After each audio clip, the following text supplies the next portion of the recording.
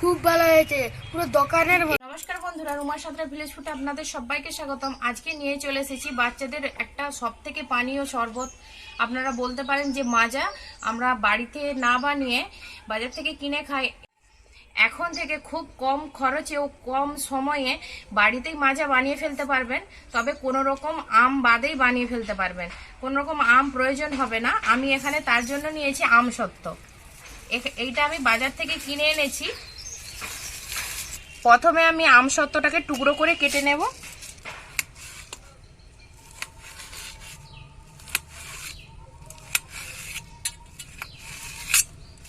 ছোট ছোট টুকরো করে নিচ্ছি। তাহলে আমি এখানে একটা মিক্সির জার নিয়ে নিয়েছি। এই জারের মধ্যে আমি সব আমসত্ত্বগুলো দিয়ে দেব, আর দিয়ে দেব পরিমাণ মতো চিনি। আপনার যে যেরকম মিষ্টি খেতে চাইবেন কম বেশি করে নেবেন। এখানে দিয়ে দেব 1 কাপের মতন জল।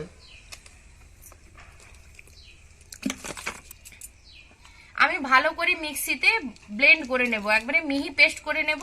চলুন তাহলে পেস্ট করে ফিরে আসি। দেখুন বন্ধুরা, আমি আমসত্ত্ব আর আমটাকে ব্লেন্ড করে নিয়ে চলে এসেছি। কত সুন্দর একটা গাঢ় পেস্ট হয়েছে। এরকম আমি একটা ছাঁকনি নিয়েছি, আমি ছাঁকনিয়ে ছেঁকে নেব।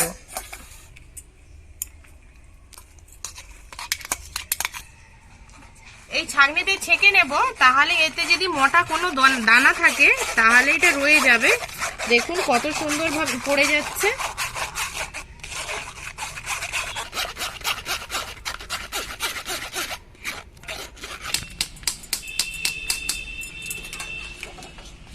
দেখুন বন্ধুরা, আমি সব আমসত্ত্বর পাল্পটি বের করে নিয়েছি। আর কত ঘন আছে দেখুন। আমি এটাকে পাতলা করে নেব। আর দোকানের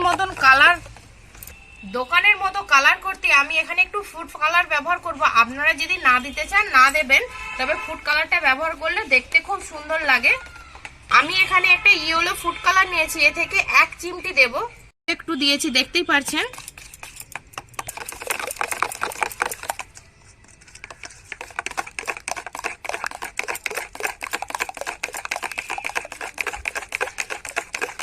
দেখুন কত সুন্দর একটা কালার এসেছে, পুরো দোকানের মতো লাগছে দেখতে। আর ঘনত্বটা একটু টাইট আছে, একে একটু হালকা আমি ঠান্ডা জল দিয়ে পাতলা করে নেব।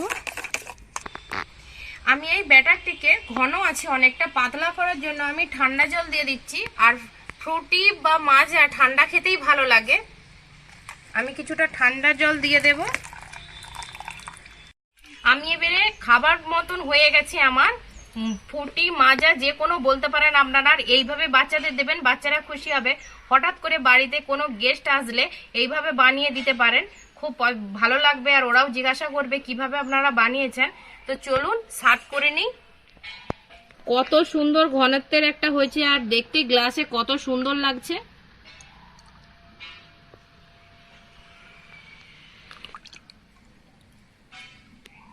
দেখুন বন্ধুরা, কত সহজেই জুস হয়ে গেল।